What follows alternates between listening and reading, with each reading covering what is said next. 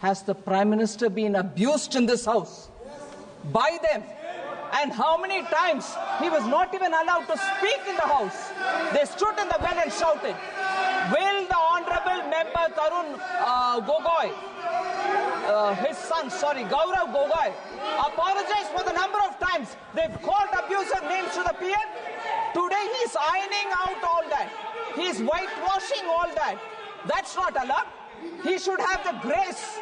He should have the grace to admit that they have abused the Prime Minister. It was wrong and they shall not do it again. Very clearly that I have to read the speech. Honorable Finance, I do not expect you. What is this? Stood up here. Honorable, what is this going on? You should not have the patience to listen. Have the patience to listen. You should have the patience to listen. You read through the speech. Have the patience. Look at the way in which all of them are shouting. Now, look at the way in which all of them are shouting. Have the patience. Right? What Gogoi said is wrong? Gogoi said is wrong? Is that what they're saying? Is that what they're saying? If Gogoi had the large-heartedness to say that we should not abuse anybody, what's going on? So that shows the attitude of the Congress party. When democracy is officially dead in a state of this largest democracy, they are forced to debate on Manipur today because President's rule has been imposed in the state of Manipur. Madam, Manipur के मुद्दे पर पिछले 22 महीनों में विपक्ष ने लगातार सवाल उठाए। कभी चर्चा ना होने पर हमने वॉकआउट किया तो कभी मकर द्वार पे धरना दिया। लेकिन हमें सबसे ज्यादा उम्मीद जिनसे थी हमारे आदरणीय प्रधानमंत्री जी, ना उनके मन में मणिपुर के लिए कोई जज्बा दिखा और ना ही उनके बातों में मणिपुर का कोई जिक्र उठा। 600 दिनों से ऊपर चल रही एथनिक वायलेंस मैडम, 240 से ऊपर मणिपुर के भाई और बहनों की मौत, 1500 से ज्यादा जख्मी लोग, more than 5,600 arms, 6.5 lakhs rounds of ammunition looted from police armories, करीबन 68,000 इंटरनल डिस्प्लेसमेंट, 13,000 से ज्यादा स्ट्रक्चरल डैमेज, कई लापता लोगों की डायरी, लगातार दहशत की खबरें, फिर भी सरकार ने अपनी चुप्पी मणिपुर पर नहीं तोड़ी। Madam, in the past 22 months, every individual has taken to the streets of Manipur protesting and demanding peace. The apex student body of the Northeast staged a protest against the Prime Minister and the Home Minister for their failure to handle the crisis. The Indigenous Tribal Leaders Forum, the Kuki Front, organized a mass rally alleging that the central agencies were cherry-picking in order to appease the majority community at the expense of the minorities. Madam, कल तक Meitei community के महिलाओं ने protest stage किया और home minister को अर्ज किया कि आप जाएं और मणिपुर में शांति लाएं।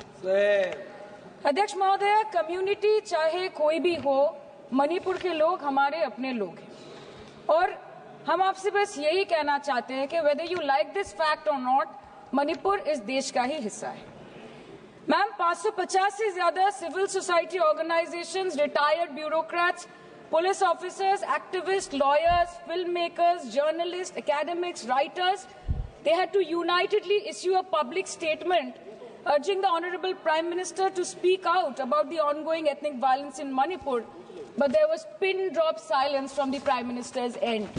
और जब वो पहली बार बोले तो उन्होंने मणिपुर के अब के हालात के लिए कांग्रेस की तब की सरकार को कोसा, जबकि मणिपुर में डबल इंजन उन्हीं की चल रही थी। Sir, only a few empty words were spoken by the Prime Minister and not even a single substantial step was taken by the central government to handle the Manipur crisis. It was the widespread reporting of this shameful incident of public humiliation of 2 tribal women which led to the judicial intervention of the Supreme Court demanding accountability from the state government. And unfortunately, the United Nations too raised alarms about the blatant abuse of human rights in Manipur, citing reports of extrajudicial killing and sexual violence. What is the point? What is the point? What is the point of discussing Manipur, madam? What is the point of discussing the budget of Manipur? Manipur has experienced higher inflation rates every month since violence broke out in the state. 70% of Manipur lives in the villages with a monthly inflation rate of 10 to 12%, the highest inflation among all states in the country. Youth employment in Manipur is at 23%. मंत्री जी, मणिपुर पर इसी सदन में बार बार बातें रखी गई, नहीं रखी गई, रखी स्पीच Sorry, sir. रखी गई, गलत बात है। और गृह मंत्री जी भी, प्रधानमंत्री जी भी अपने भाषण के क्रम में वहां की स्थिति को बड़ी स्पष्टता के साथ रखे हैं। इस तरह के बयान करके, गुमराह करके, अराजक स्थिति पैदा करने के लिए जो मणिपुर शांति की ओर बिल्कुल बढ़ चुका है, उसके लिए महोदय सदन में इस तरह से क्यों बोला जा रहा है महोदय? Budget for healthcare slashed by 23% and 11.5%, and budget for education slashed by 17% and 5.6% in the past 2 years. Budget for nutrition has been cut by 25%. Social security spending for tribal communities have seen a massive cut of 47%. And price rise is bleeding every family dry, no matter what their ethnicity be. What has the Manipur budget demands of grant proposed for reducing inflation and ease supply chain for the network of the state? Approx 6,164 children between 6 months to 6 years, 2,638 adolescent girls, 232 pregnant women, 753 lactating mothers are currently living across 325 camps in Manipur. By April 2024, 554 babies were born in relief camps since the violence erupted, including 2 maternal deaths as per official data.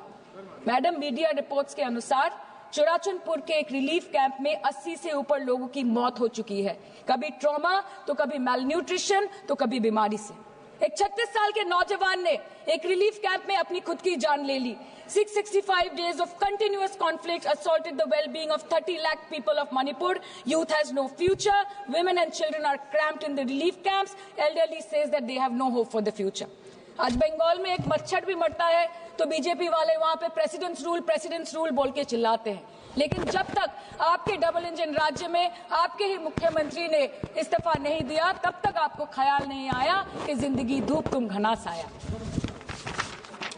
Madam, my humble question is, if president's rule was the solution, why was it not imposed months ago, when people were continuously dying and houses were set ablaze? After allowing Manipur to burn for months, today you are here with a bouquet of rosy promises. Please remember, Madam, please remember, Madam, please remember कि फिर नहीं rule जो है 66, 67 and 68 president rule जिसकी ये बात कर रही हैं, वो आइडेंटिकल बिल है जो कि इस हाउस के पास है। प्रेसिडेंट रूल पर डिस्कशन होने वाला है, इसीलिए इनको फाइनेंस बिल पर केवल फाइनेंस की बात करनी है। नो प्रेसिडेंट रूल पर बात होनी है। वो बिल यहाँ है, वो बिल यहाँ है। Madam, after allowing Manipur to burn for months, today you are here offering bouquet of rosy promises. Please remember, फिर नहीं बसते वो दिल जो एक बार उजड़ जाते हैं गालिब, कब्र कितनी भी सजाओ कोई जिंदा नहीं होता। Please remember this. Madam, this was imposed not to restore peace, but to salvage the BJP's political reputation after months of inaction. This is the truth. This is the truth. प्रधानमंत्री जी ने 2022 जनवरी के बाद मणिपुर में अपने कदम नहीं रखे, लेकिन इस बीच 40 बार इंटरनेशनल और 244 बार डोमेस्टिक ट्रिप्स लगाए। Amit Shah ji, honourable home minister, सिर्फ 2 बार गए।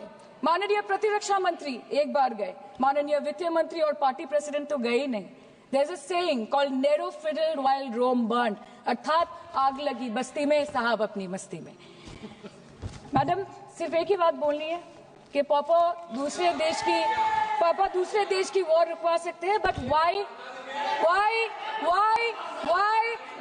was not a second given to comfort the people of Manipur?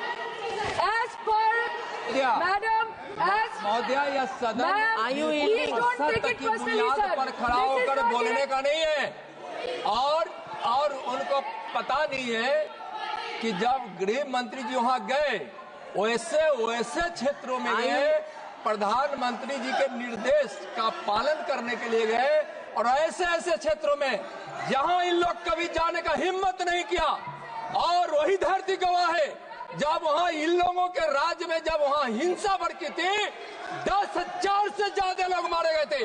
क्या यहाँ सदन को क्यों गुमराह किया जा रहा है? और बजट पर the Home Ministry, the Home Affairs was said that the ministry will talk to both the groups so as to bridge the ethnic divide at the earliest.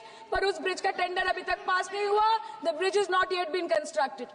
Mr. Shah visited Manipur on 29th May 2023 and constituted a peace committee under the chairpersonship of Governor of Manipur. But there has been no development since. बाद में देखा गया that the governor को जबरदस्ती वहां से हटा दिया गया because she echoed the voice of the people of Manipur saying that Manipur के लोग दुखी है, मणिपुर के लोग अपसेट है. उन्होंने सिर्फ मांगा था कि प्रधानमंत्री एक बार आए और उनसे मिले. इसमें इतनी गलत बात कुछ नहीं है madam. Is this the reason why the government always shies away from discussion and debate? The truth is double engine ran over the people of Manipur. The double engine, your double engine ran over the people of Manipur. And on the other hand, we have our leader, madam.